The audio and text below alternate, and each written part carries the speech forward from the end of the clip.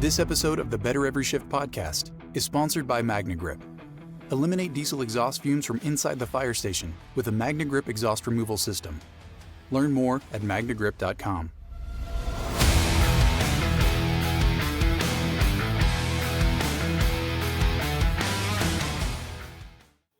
Hey everybody, welcome to the Better Every Shift podcast. My name is Aaron Zamzow. I will be your host. I'm a fire officer. I'm also an author. I've been writing for Fire Rescue One, and boy, I've been writing for a long time with the help of the editor-in-chief of Fire Rescue One. I like to call her the commander, Janelle Fosquet. We're excited to have not only the commander with us, but we got a very special guest today for this episode. I hope people get their Kleenex boxes out because we're going to try to make you laugh and make you cry and move you to do something better to improve the day of maybe a child or the day of someone around you. We have a very inspiring person here. We got firefighter paramedic Kurt DeGroot with us, and he is with Project Fire Buddies. And first and foremost, Kurt, welcome to the program, man. How are you today? Thank you for having me. This is an absolute honor. I love talking about the charity, and to be on another firefighter podcast, it means the world to me. So that means that the ripples are starting to go across the country, and you guys got a little wave and heard what we're all about. So I love that. Yeah, let's talk about this, man. First and foremost, what is Project Fire Buddies? Project Fire Buddies is a way for firefighters to create relationships and support for families battling pediatric critical illnesses. Now that's whatever, our big lawyer terms and fancy check all those boxes type of thing. But essentially, we're helping the kids that are the most vulnerable in our community. And when we use the word critical illness, that encompasses all kids that are battling cancer, but it also doesn't let out those kids that have the rare illnesses and things of that nature, if that makes sense. Mm-hmm. Yeah. So your cancers, but then what are some other illnesses that you guys have? So there's so many. And I mean, being in the fire service, we see, we get an onslaught of all these weird illnesses where, people will bring it up to us and one of us are in the corner Googling what it is, right? Yeah. Like, never heard of it. So we get those things. With this organization, I can't even pronounce half of the things. So we have a medical team that takes care of that. But for instance, we have a kid that is one of 3 in the world that has this terrible diagnosis. And he's the only child in the United States that actually has this. And so when you look at that and how rare it can become, which I didn't even realize those things are even around, how rare that is, there's nobody out there to help them, and, cancer charities and all those things, there's a lot of them and they all do great things and they're necessary. They need to be there. But we wanted to help those kids, but also help the kids like this young man. It's 1 of 3 in the world is mind blowing, and he has doctors coming from all over the world to come study his case to try to understand what's going on and how that can happen. A lot of times those families feel even more alone, and how can we help them out? These families are always battling against insurance companies because obviously the insurance, they don't even know what's going on if the doctors don't know. Right.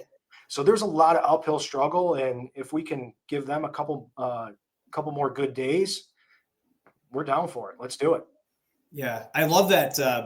That's your slogan, more good days. And, this is a great cause. And honestly, one of the reasons Janelle and we found your organization, we want to spotlight you for our National First Responders Day, just to say thank you to you. And I know you have a team behind you for just stepping up and making, not only the community better, but you represent the fire service in a manner in which we all, strive to do. And I love it. You're there to help kids have more good days. So this organization, as you said, it's open for firefighters, but what started it? How did you get this thing going? Real quick, that more good days actually came from a fire buddy mom of one of our fire buddies that passed away. And she spoke at one of our galas, and wow, talk about pulling at the heartstrings. Fair warning, I'm soft as a baby's thigh, so I may get a little leaky here, just letting you know. So So full disclosure, but it's okay. It's where my heart and my sleeve. Yeah, man. No, let it go. That's how we all grow. Yeah, Right. absolutely. Make them laugh, make them cry, make them act, take action, man. That's what we're trying to do here. Yeah, 2016, I think, is when you guys got started, right? Yeah, 2016. So I'm in my career in the fire service. I'm a newer guy at this time in the fire service, and you run a lot of ambulance calls. You get a couple of the good burners here and there. Going on an ambulance call, you always have those times where it just feels like it's empty, right? And you get back to the station and it's like, okay, whether it's a full arrest, whatever it may be, we did everything that we were supposed to do. We checked the boxes, we did it. And sometimes those calls stick with you. But the calls that really stick with you are the ones that are always kids. For some reason, they do. It happens to all of us. And we had this young man that was battling leukemia. And he would spike this high 104 fever, 105 at times, and just feel really bad and just feel like crap. And when we would show up, you could see he perked up a little bit. He got a little bit of a smile. Even though you could tell he's in the fight for his life, he gets excited when he sees us, and we transport him. We do that. And I remember get back to the station and I talked to my crew, a lot of the senior firefighters and my officer. I'm like, hey, what can we do? Can we do something more for this young man? And I kept getting the answer that no, we did everything we could. There's nothing more we can do. And I hated the answer. And I'm like, all right, so just, I'm a spiritual guy. I'm praying. I'm trying to figure out what's going on. And then I went to my fire chief. I broke chain of command, just went right to the fire chief and said, hey, I got an idea. I have no idea what I'm going to call it or what we're even going to do. But I want to do something for kids like this. What do you think? And he's like, yeah, I love it. Just keep me updated and let me know what's going on with it. And that's where it started, was right there. So we got called back to the family's house. So I was speaking to mom and I'm like, hey, maybe when he's feeling better, do you think we can come by, hang out with him and his brothers and, when he's feeling up to it? And mom thought she got choked up right there. She thought it was so cool. We exchanged numbers at the time. And she just ended up shooting me a text one day saying, hey, do you think you could stop by at this time? So now fast forward, he's feeling a little bit better.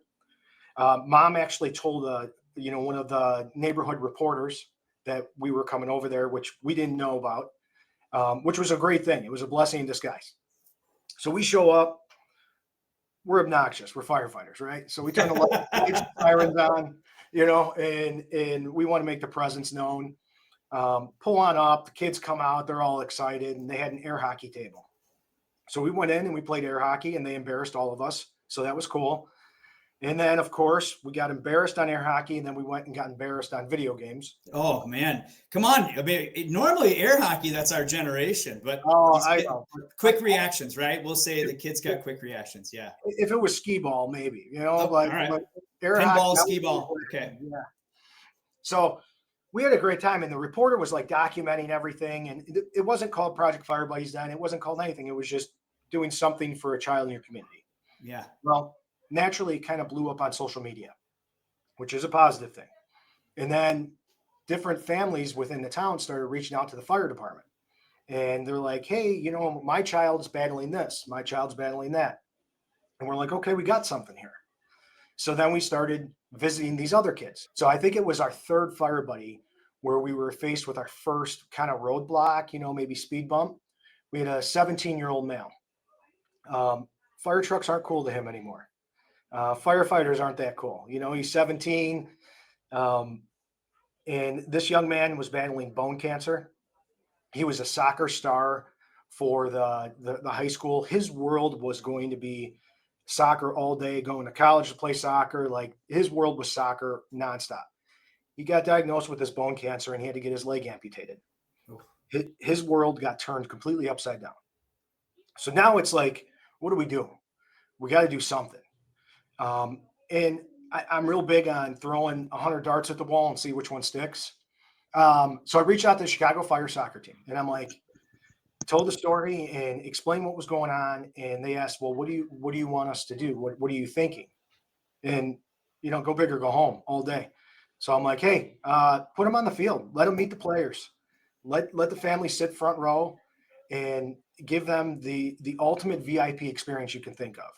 And the person on the phone laughed at me, and they're like, and I'm like, what do you mean? And they're like, well, I don't know if we can make something like that happen. And I'm like, well, if you can't, you know somebody that can. So let's talk to them. And she kind of like, okay, you know, I'm like, I was a little forceful, right? But in a loving way. And a couple days later, they call back. I talked to that individual's boss, and they're like, okay, so we kind of heard, you know, we got an idea of what you wanted to do, and we like that idea. We're going to bring him to a playoff game. We're going to send him and 6 of his family members. They're going to sit front row, and we're going to let him go on the field, and he's going to meet the team. And actually, our goalie is a pediatric cancer survivor, so we feel this is going to be a great connection for them. And so it was awesome. It was great. He got to meet him. They exchanged phone numbers, all those things. Everything was amazing. I get back home. I was so excited. I'm telling my wife, I'm like, yeah. I'm like, this is what we did. You know, we were able to do this for him, you know? And she's like, that's awesome. And, you know, just feeling good and feeling positive. And my wife's like, why don't you do that for everybody? And I'm like, man, why do you always got to be the brain? God. Give me my one moment, please. Yeah. All right? Give me my one moment. Yes. So I'm like, well, not every kid likes soccer. Not every kid wants that, you know? And I'm thinking about it. And I'm like, you're onto something. We need to elevate our game. How do we step up our game? I'm like, I like where your head's at with this. So that's where we started to morph into the next level. And that was, now we're going to bring gifts. So grassroots, we don't have a name. We don't have a 501c3 right now. As the fire department and as a fire department employee, when people hear about it and they talk about it and they want to give you money, you can't accept money. Yeah. That's the first way to getting fired. So there was times where families would say, we want to donate. I'm like, we can't accept a check or cash, even if I have receipts to prove it. I don't want to get into that mix. I'm like, we have a child that likes this video game, right? If you want to buy this particular video game and drop it off, we will deliver that to the child. But it was kind of difficult to do that. So what was really easy is hitting my personal savings account and a couple of my other firefighters, their personal savings accounts. And we just ran it through that. We were just ripping through our own funds because we believed in it. We figured this is what needs to happen. You know, I have 3 kids. They were younger at the time, right? And my kids were my wife and my kids were my first laborers, right? For this, they embraced it. They loved it.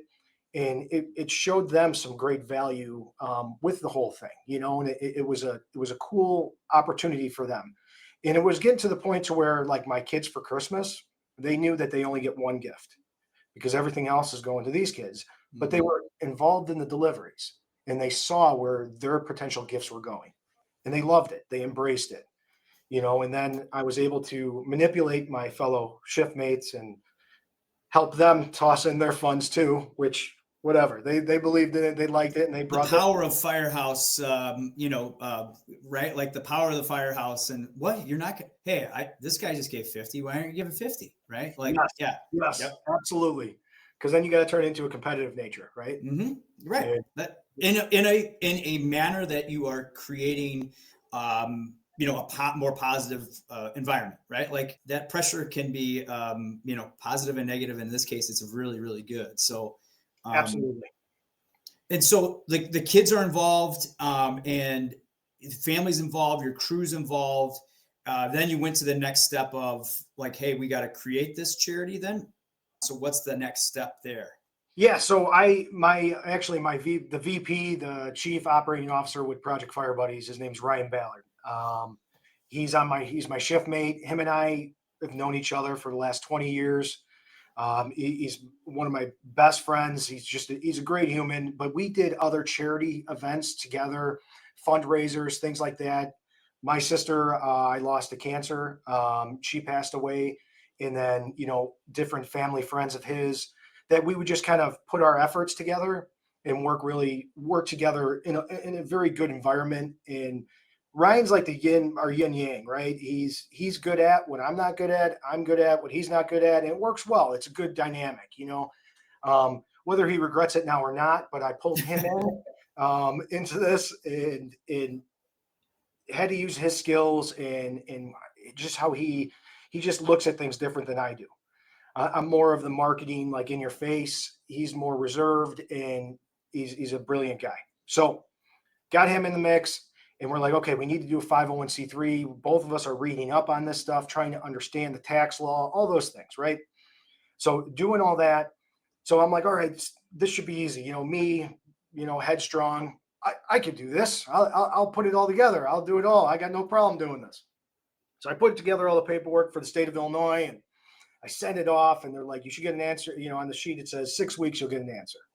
So I'm like, all right. So I sent it off, and 6 weeks, I get it back, and they're like, no, you didn't do this. You didn't do that. You didn't do this. Okay. I fix it. 6 more weeks. And then they send back saying, oh yeah, we didn't tell you about this, but yeah, you got to do this. And it was this nightmare in this cycle. At the same time, funds are dwindling. It's getting around Christmas. We got a lot more kids in the organization now. And you start getting really like a lot of anxiety. Like, how are we going to deliver this? And I still remember this moment. I mean, it was a pivotal moment for the organization, right? And I remember, if anybody was on the apparatus floor, it was at the middle of the night, stressed out and looking at all these gifts we have to get. It was on Thanksgiving, and we were on shift that day, and I'm just trying to figure out how we're going to navigate this. And if you pay somebody to start a 501c3 for you, it's like $5 or $6 grand. We didn't have that, right? So racking my brain, and I'm screaming out to God on the apparatus floor, like, hey, I feel like I'm doing what I'm supposed to be doing here. Like, I need some help. How do I don't know what to do. I'm at wit's end. We don't have any more funds, and we have all these orders to fulfill. No answer. Whatever. Go to bed. A couple days later, presents fell from the sky. Nothing. Like, nothing. Right? Nothing, right. At that moment, nothing. But nothing. Yes. So I'm angry. I'm jaded, and then I'm like, all right, whatever. You go. We've all been in those moments. Go to bed, try to go to bed, do our calls. On Saturday, my family was going to celebrate Thanksgiving on a Saturday because on shift. So I'm at my brother's house, and I'm like, I'm not even going to look at my phone right now. I just need to put it away. I need to enjoy family. Sure enough, I get a text that says, hey, call me. It's from a number I don't know. And I'm like, you in your pit of your stomach, you're like, okay, there's something weird with this, right? Mm-hmm. So I call it. It's loud in the background. I can't really hear what this gentleman says his name is, right? And I thought it was just, a random person in town that got my number that wants to maybe purchase a gift. So now I don't know how to ask. And he's like, yeah, my son's plays tomorrow and blah, blah, blah. We were looking to help out. And I'm like, okay, well, you can get a gift that's like $25, a gift that's like $50. Let me know, and he's like, hey, did you hear what I said? Like, my son's got a foundation and he plays tomorrow.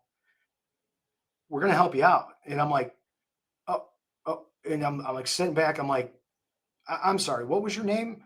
And he's like, Chief Schofield.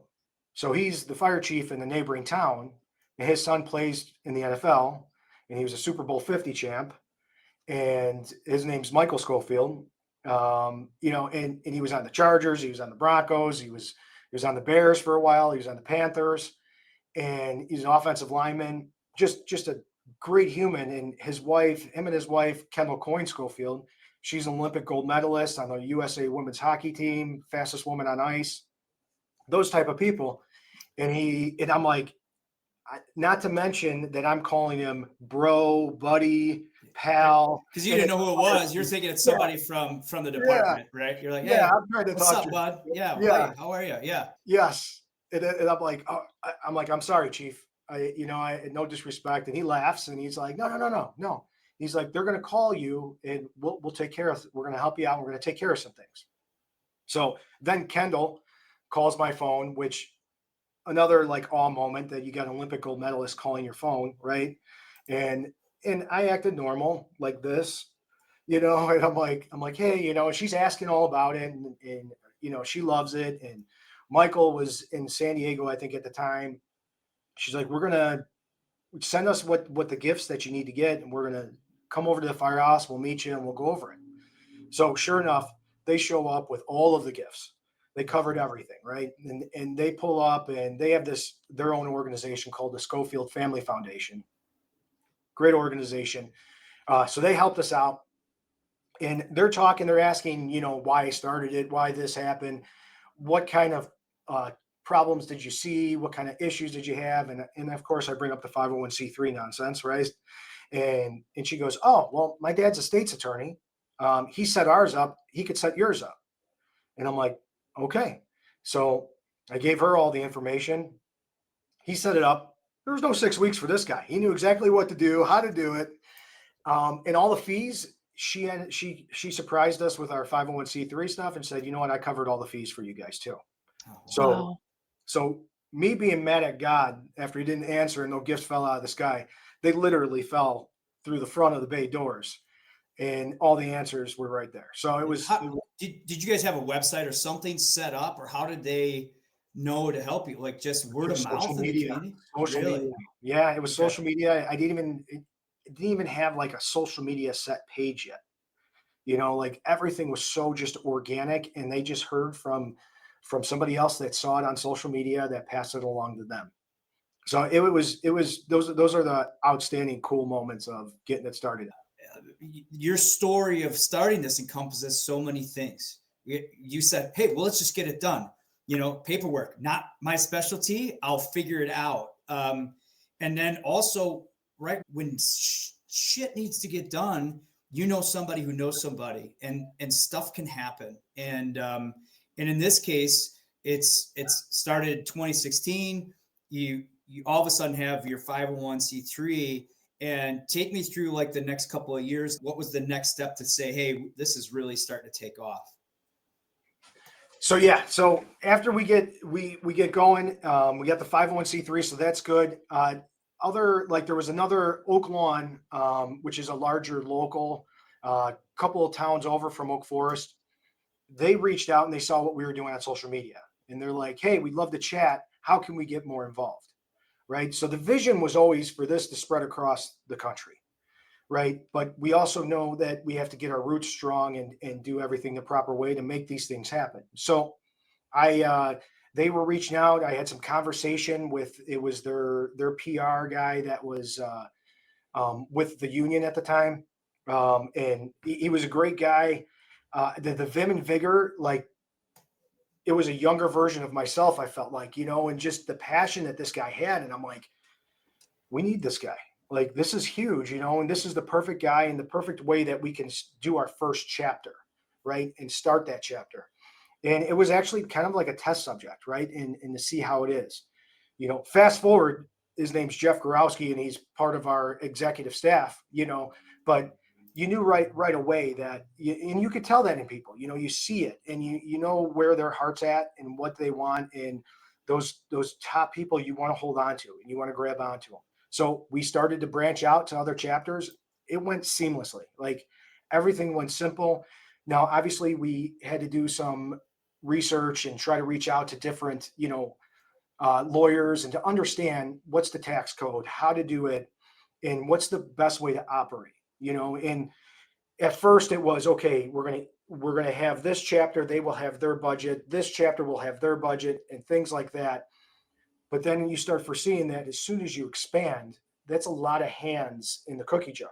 And now you're not knocking anybody, but are they going to be making the correct decisions at the correct times, And so you have to create this whole algorithm of, the proper way and the proper way to spend those funds and how to do it and how to go about it. So because of that, and we foresaw that being a potential issue, which it never ended up being, we kept everything as a general fund. So the executive staff approves and moves money and the spending and things like that. But what every chapter brings in is earmarked. So we know that, making sure that everybody's putting back and doing their best foot forward, if that makes sense. Yeah. And you mentioned of, hey, everybody knows a guy, use your contacts and doing that. That's the fire service. Everybody, yeah. Hey, anybody got an electrician? Anybody got a roofer? It's all of a sudden your phone blows up and you got so many contacts. why not use that for this organization? And that's how we're able to capitalize on all these moments and getting celebrities and all that involved. Yeah, and I just wanted to dovetail on that for a sec because it's the snowball effect, and you just see the power of generosity and collaboration coming together, and it's like all you have to do is kind of get it over that initial hump, and then like it just snowballs, and people want to be part of something bigger. And you hear the expression, it takes a village. In this case, like people want to be a part of that village. Were you surprised at how much it just took off right from the get-go? So the moment when I knew there was something there is when I saw the ripple effect of what it did to the fire service. I know what it selfishly, I know what it does for me, right? And I know what it did for Ryan and Jeff and then Kevin and all the different people, my wife, my kids. I watched it. I watched those moments, right? But we have a guy, and we all have him in our firehouse, the saltiest, crabbiest guy on the department. I mean, this guy is in the fire service for 20 some years. He's Mr. Salt, right? And that he's the guy that shows up every morning and you can't even say good morning to him. Like, it's he's volatile. Hey, you just won the lotto. No, I gotta pay taxes, right? Yeah, like that, everything sucks, right? So, and so he goes on a delivery with us. Now this guy's just Mr. Misery. He's just, you don't even discuss things with him. He goes on a delivery with us. He comes back and he's all choked up. And he comes up to me. He goes, "Hey, I wanted to let you know something." First off, he's talking to me in a normal voice now, which is shocking, and I'm like, "Yeah, what's up?" He's like, "So for 30 years or for 28 years, I've been turning these lights and sirens on to be greeted with screams, cries, things like that. This is the first time I've ever turned these lights and sirens on and I was greeted with smiles."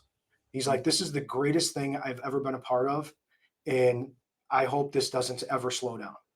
And Oh, that's awesome. that was a moment where I was like, hold on, wait, am I getting punked right now? Like, You're like, can you say that again into the tape recorder? Where's the camera? But let's dig into that for a second, because I'm thinking when you originally said what are the motivations for this was, right? We get to this this point where we feel like just another call, right? Like, and I feel like in the realm of being a first responder, that's our survival technique. Hey, trauma, we did whatever we could. You see a family that their life has just changed. And you know what we do? We go back to the firehouse and we try to find some humor in something, because that's how we cope. But I'm hearing that this is another coping mechanism, not only for, the community, but for the first responders that are involved. For sure. I think that was a motivation for you, but are you finding this is another kind of positive effect of this? 100%. So you said it perfect.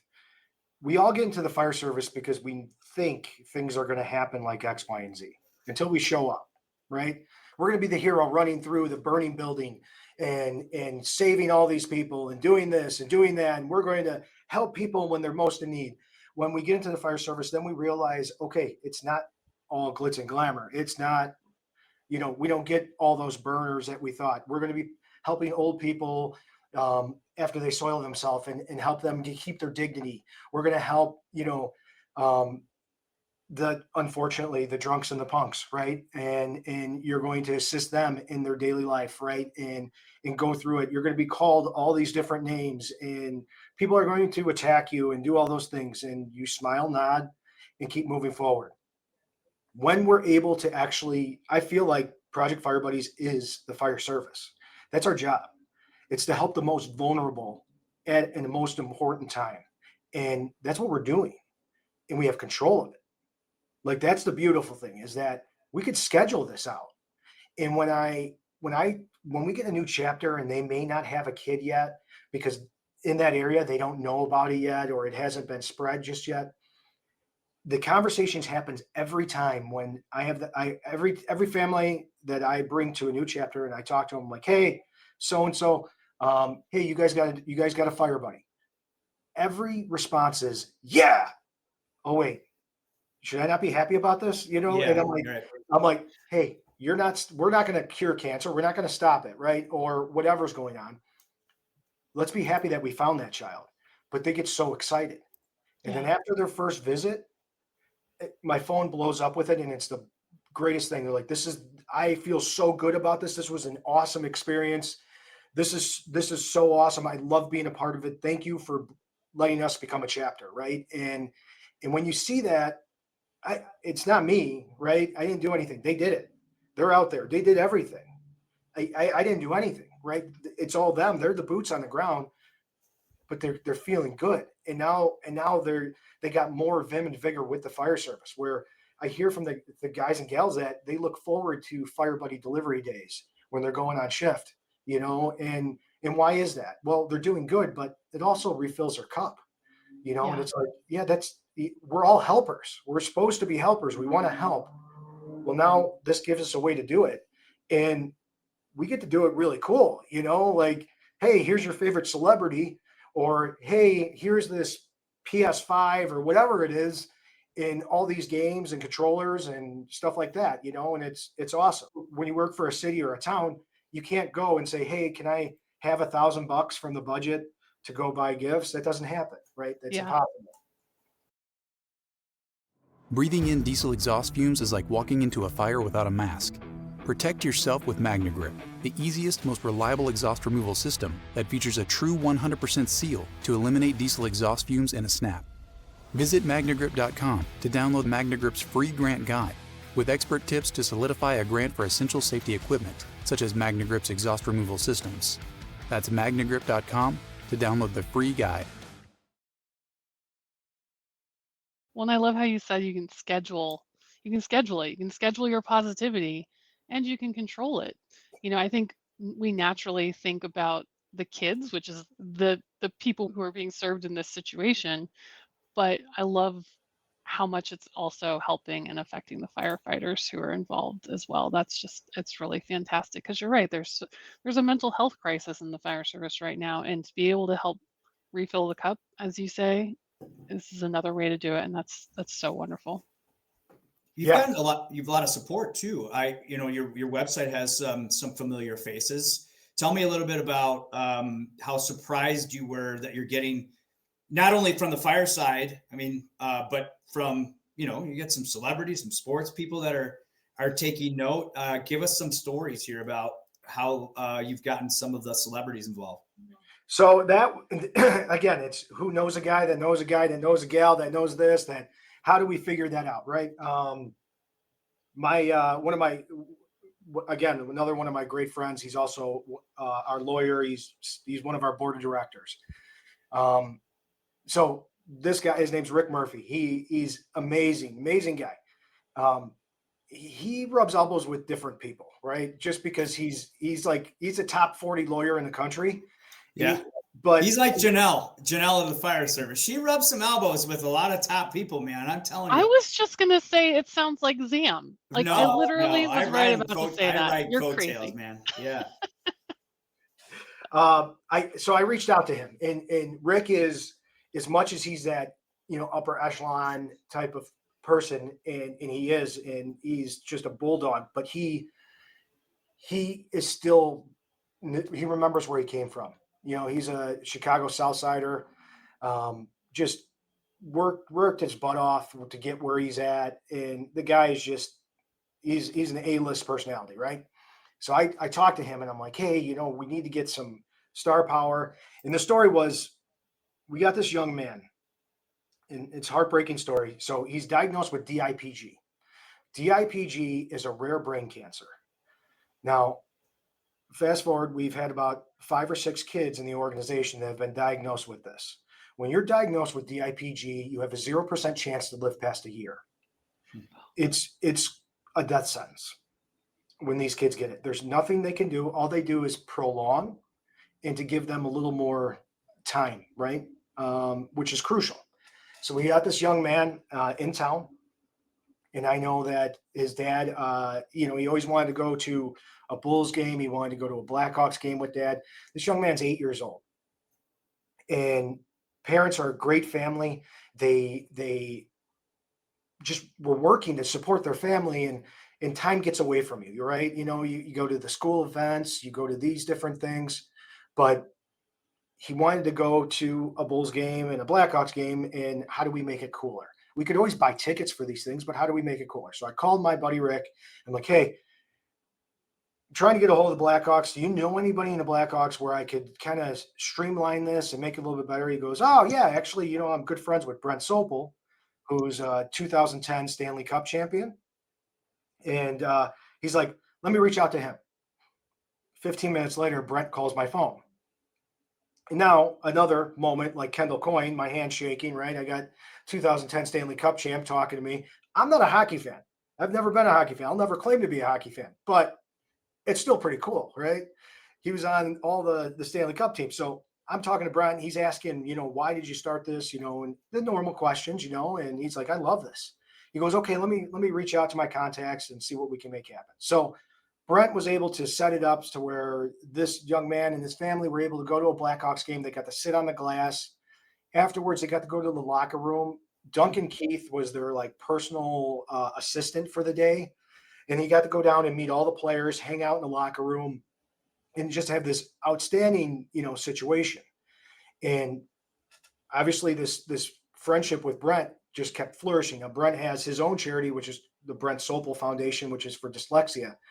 And so he has a passion for charity also.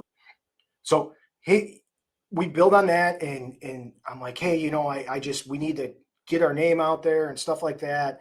And now we got these kids that are having these terminal wishes and things like that. How do we make that happen? And I talked to Brent, and he's like, I'm gonna give you my agent's number. Talk to him. He knows everybody. I talked to his agent. His agent hooked me up with a movie producer who gave me all his contacts in Hollywood. And he's like, hey, just so you know, here's my Rolodex. You can have it. You can only use it for the charity purposes only. Now, I say that because everyone thinks, oh yeah, no, that's no big deal.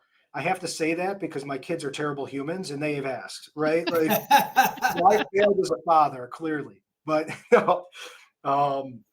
so that's how that worked, right? Dwayne "The Rock" Johnson is arguably the biggest star in the world, right? Like, he's got his hands in everything. He's a good human. He's always moving around doing stuff. Now, obviously, these people, like The Rock has a team. It's actually called Team Rock. And when you reach out to them, they do a background check on you. They do all the stuff. They actually do a check on the kid to make sure it's legit, things like that. And then they're like, okay, we're gonna tie Dwayne in. They all call him DJ, right? We're gonna bring DJ in and do that. And he asked the questions: why'd you start it? This is awesome. You always have my support, and things like that. So he's done a couple things for us, which has been amazing, And I think these celebrities, these huge personalities, everybody reaches out to them, and I know that they can't get to everybody, but for them to stop just a second to acknowledge what we're doing is pretty awesome, but Dwayne "The Rock" Johnson helped us, Jack Black helped us, Gail Godot, Chris Pratt, it's Luke Bryan. I was on the Kelly Clarkson show a year ago, like all these different things, like it's starting to make those waves, and it's just all these people that want to do good and help out, they're able to be a part of that, and that's pretty awesome. Yeah, it's all about making a kid's day, but at the same time, we're finding out we're also helping each other within the fire service. So, all right, I want to get involved. How do I get involved, brother? How can I help you out? Get involved. Perfect. Right on our website. So Okay. on our website, it's chapter interest form, and you got to take like 2 or 3 steps, very minimal, easy steps, but it's just to follow the process, right? So we want to get your administration on board. Obviously, we want to give them the green light, but we also want to get the membership involved, right? Whether it's a firefighters association, a volunteer, a union, whatever it is, we want the membership to give the green light, because we want it both sides to want it. Now, we know the administration basically just has to say yes, but and really the membership is the boots on the ground, right? And it's good PR for everybody. But you fill out those forms, and then we do an onboarding meeting to explain what we go through and how to do it.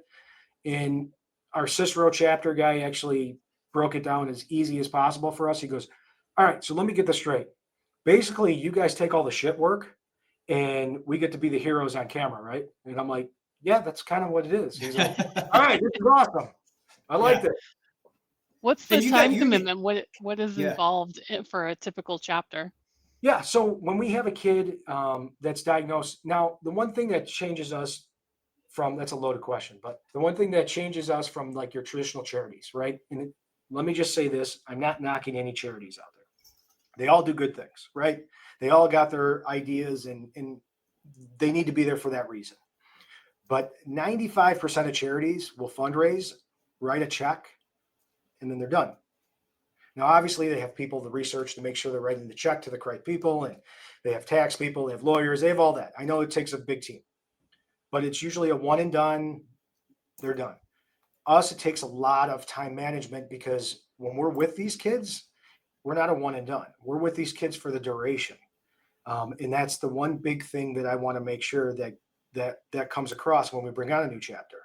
You know, when we get a child that's battling leukemia, you know, we ask for a minimum of 3 to 4 visits a year, right? I always break it down as once a quarter. If you want to go more, we encourage that. But the fire service seems to be micromanaged all the time. We're always micromanaged from all different angles. We don't want to micromanage you. We just want to give you the minimum guidelines and run with it, right? Now, we also will try to make big deals out of like when a child rings the bell. When they ring the bell, that means they beat cancer, right? So we want to do and make, you know, a celebration for that. But also, we don't let that child go after they ring the bell because that just looks crappy. Like, hey, you beat cancer. See you later. We're with the family for one more year after that happens. Because Christmas time, we spoil the crap out of the kids. Let's be honest. Like we hit it out of the park. Like, and that's our goal. Like, how are we going to make that happen? The only time that minimum requirement changes is when we have a kid that's terminal. And we'll never use these words to the family. But when we get a child that's terminal, we try to create a bucket list for the family. And we never use those words only internally, right? Yeah. What can we do just to get the fire service that mentality? You know, how can we check these boxes, right? Is it a trip to Disney? All right, let's figure it out. Is it whatever it is, meeting their favorite star? What, you know, we had a young man again that wanted to go to the Bulls game and do that. When we set that up, his favorite player was Zach LaVine. We got him to go warm up with Zach before the game, and they got to sit courtside seats, right? Like, if we can make those moments for a terminal child to get those once in a lifetime opportunity, you know, and the way the family feels after these things happen, like, I'm going to hang up on this one a little bit. This family was given that diagnosis, that rare brain diagnosis, right? And I watched their family stop everything in their world to focus on what's going on with this child. They cherished every moment that they had with him and his sister. And you watch them go through this. And while they're going through this, when the child goes to sleep, I watch extended family members come in, pull up their laptops, and they're researching everything under the sun to try to figure out how they're going to save their child. They take everything out of their retirement, their 401k, to do everything they can. So when you see this, it's why I want to do something. So when you get these wishes and these things, I'm going to be honest with you. I know myself and anybody in our organization is going to run through a cinder block wall for that kid. And if that means asking tough questions and asking the tough choices, we're going to do it, right? We're comfortable with being uncomfortable. And I like that, you know, and that's how we blow through the ceilings. You know, every chapter we bring in, I tell them, you're going to have a ceiling on your thoughts. It's going to hit you. You're going to be like, oh, that's impossible. Blow through the ceiling all day, every day. Don't ever put a ceiling on your thoughts because these kids' life depend on it, right? And it's, they can, to get those glimpses and those memories. What an honor that we were able to offer that to these families. They're always going to have that. They're always going to be remembered that, you know. Think about if just you or I had like this rare VIP experience. You'll remember that the rest of your life. Now imagine if that was just in a small time when you still had your child with you and you're able to hold on to that. It's a beautiful thing. Yeah. And it's a blessing because these kids are the heroes. You know, we aren't, we're a skilled trade. These kids are the heroes, right? And that's why we still continue when we have chapters. We turn the lights and sirens on, like we did that very first one. Again, capitalizing on the obnoxiousness of us being firefighters, right? Like when we go to a call, what happens? Everybody comes out. Everybody wants to see what's going on. Well, that's good because we want everybody to stop what they're doing to honor that child, to know that they are the VIP in that neighborhood. You know, these kids are always known as the sick kid. They're always known as this. They're picked last. They're this. When they go through the store, parents tell me this. They go through the store and people aren't being malicious or anything, but their families look at them in sadness, and they're pointing, they're talking to their kids about, look at how, whatever they're saying, right? And now they get this badge of honor because they're a fire buddy. I'm buddies with the firefighters, right? Like, and that's a beautiful thing, and to have that and to honor the true heroes, which are these kids, it's an amazing thing. And it's such an honor to be able to do it. And you can work with, as you pointed out, because I want to make sure that we get this message out there too. If someone has, if you have a local union charity already formed and established, you could still work in conjunction and in congruence with what you guys are doing. Same thing with an association that's out there for a volunteer department or an on-call paid, whatever, right? They can become a chapter and it just supports their additional mission, correct? For sure. You're absolutely right. The other portion of the minimum requirements is for them to do some sort of fundraising for the organization. And it's a way of having some skin in the game, right? Mm-hmm. Now, obviously, if we dump $50,000 in this town and they raise $100, we got to be like, hey, we need a little more buyback here because, so obviously we need to make sure to correct that, but it's some sort of fundraising efforts to show that you're helping out the mission. The reason we do the general fund, which I didn't get to touch on, is in part of the minimum requirements. The reason we do it is there's in the fire service, there's cancer is all over the fire service, right? And unfortunately, our members get diagnosed on a regular basis. Bad things happen. It's a dangerous job. Things happen. I hope it never happens to anybody in my department or anybody that I know of, right? But it's going to happen, and I've seen it happen, right? But if that department is having a burden, well, one of their members gets diagnosed with cancer or anything like that, I don't want them to worry about fundraising for fire buddies because all the other chapters are doing it. This is why we are a family. Everybody else is helping fill that general fund. Now, if we had it earmarked like the first thought was at the very beginning, while they're fundraising, taking care of member X and who's battling cancer, well, there's no funds and those kids fall through the cracks then. Right. We don't want that. That's directly against the mission. It's mission first always, right? And it's helping those kids. But we understand that something comes up and there's a tragedy or anything, you concentrate on your department, but we still have the funds there to help out those kids so they don't get forgotten about. Yeah. And that's a huge point because, as you said, a lot of fire departments, we are already doing a lot of fundraising for our own members. And I'm glad you put the exclamation on that because that's the sustainability of this is, hey, maybe we're doing well where we don't have to use our fundraising for our own members, where we can then step up because right next door, the chapter is going through a lot more. And it's still a way that we can continually provide and support not only the kids, but our fellow brothers and sisters in other chapters. And it's a great way to really, like you said, kind of make it feel more like a community because we're all in this together. All of our stuff goes together into a general fund. So, I love the idea. As you said, people can donate on the website. They can you got some swag too that you guys sell. Do you have a YouTube page? You have some socials too that people can reach out to? Yeah, we got our YouTube page, which is Project Fire Buddies. Our Facebook, Project Fire Buddies, Instagram, Project Fire Buddies. On our social media has been all organic and it's really driven. We average 380,000 views a month organically. And it's a beautiful thing to watch, right? To see people want to feel good. Social media is such a drain on everything because there's so much negativity and there's this election, there's this, there's that, there's always controversy, right? And as human beings, we get drawn to the drama, right? So that happens, but we're also drawn to positivity.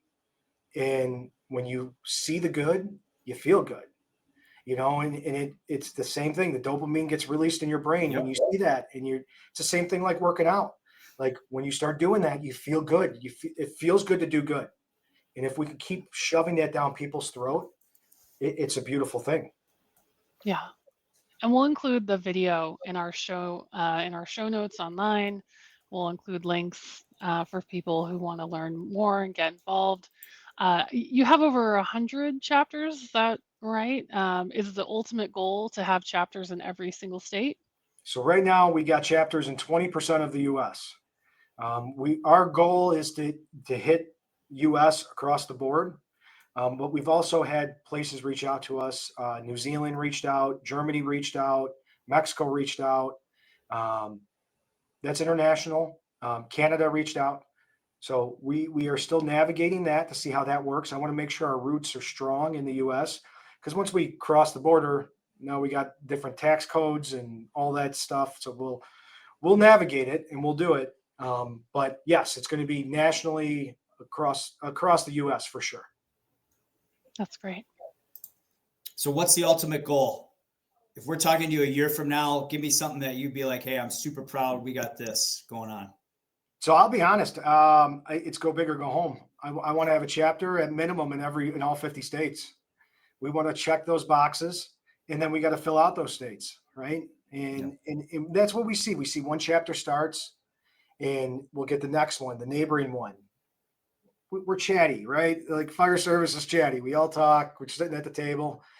We get real chatty when we're proud about something, and we can make a difference. And we can definitely make a difference when you're part of the organization, right? And we're giving you the tools to do it.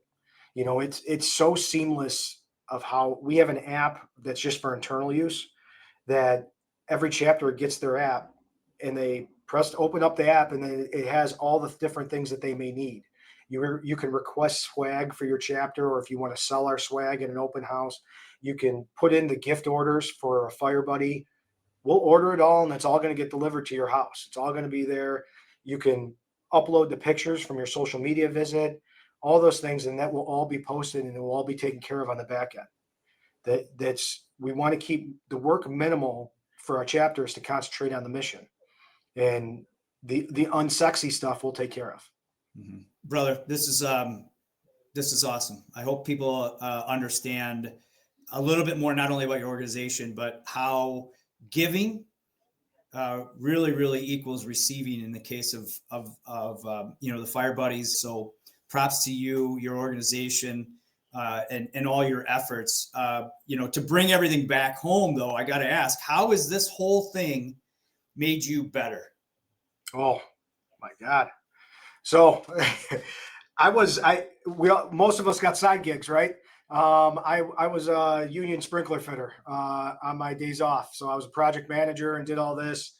And I thought that was, I'm going to be a firefighter, career work there, go right to hang sprinkler pipe, right? And that's my world. And that's what I was doing day in and day out. When this was starting, I got my Bluetooth on. I'm trying to manage fire buddies and do that. And it makes you realize what's really worth it in the world. You start realizing that you neglect some things, and that you're not spending the right time where you need to, right? It's not all about money. It's not all about connecting those dots. So this has made me a more empathetic person. I've always had that bullish kind of personality where, yeah, I'm fine. I'm okay, and just keep going and checking those boxes. But as you see what these families feel, and you get in there and you actually step in their shoes, you realize how good you actually have it. And you actually, you get to see what you could actually do as a human being. Like, we're all put on this earth to make it a little bit better than we found it. But I feel like people put ceilings on our thoughts all the time. We always do. We put limitations on ourselves, and it's exciting to be uncomfortable. You just have to change that perspective, where before it was all about comfort, right? It was all about sitting down and relaxing. Now it's It's what's going to take us to the next level. And it's selfishly too, like what's going to take me to my next level? How do I commit another step? Right. And when you start doing good, it fuels you. People talk about, hey, I'm going to start working out this day, and I'm going to work out this day, this day, this day. And I'm going to do, it's going to be push, pull, legs this day. I'm going to eat this. I'm going to eat that. Well, they never start because they just talked about it and they got their dopamine release just from that statement. Right. We all yearn for that. So you can go to the gym, you can do good in the world, and you constantly have that dopamine influx in your brain. It feels good. Let's run with it, Yeah. But it doesn't feel as great as taking action. That's it. And that's why you do what you do. And that's why, we are going to encourage, as I like to call our listeners, misfits, because we're not only people that, we try to talk, but we're more about action takers, not only to try to get better ourselves, but then to make those around us better, which is, a slogan that we've used for years. We've also used the old, it's nothing ever good came from a comfort zone. So, brother, keep doing what you're doing. Thank you for all your efforts. Again, for those listening, visit projectfirebuddies.org. You can get involved. Think about getting your union, your organization, your group, your crew involved. You can form a chapter and you can make an impact on some kids and some members of the community and those members of your crew, which I think is just as imperative in some cases. So keep doing what you're doing, brother. Keep us posted on things as you continually grow, and hopefully we can get you back in a little bit of time where you're almost in every single state. And we'll stay in touch. But thanks so much for just your passion, man. And speaking of passion, if you're just listening to us talk to Kurt DeGroot here from Project Fire Buddies, you should go to our YouTube channel where you can see not only his passion, but the emotion that he has when he talks about those that they've helped, how he broke through all those frustrations, and how many people, have really impacted him, and how many he and his organization has impacted. So go ahead to our YouTube channel, watch us. You can also watch us on the Fire Rescue One page. Click on the Better Every Shift banner. Email us, bettereveryshift@firerescue1.com if you got questions for Kurt, if you have questions for us that we can share on to him. Once again, please rate, review, share this episode. Let's get more misfits involved with this great organization. To quote what Kurt had really emphasized throughout this is it feels good to do good. It feels great to take action and really, really help those around you have more good days. Because, that's really the essence of what the show is about. And it's the essence of what the fire service is about. Again, make sure you take time, you take effort to make those around you learn something, do something, share things to make them better, share things to make them have more good days. Thanks for listening, everybody.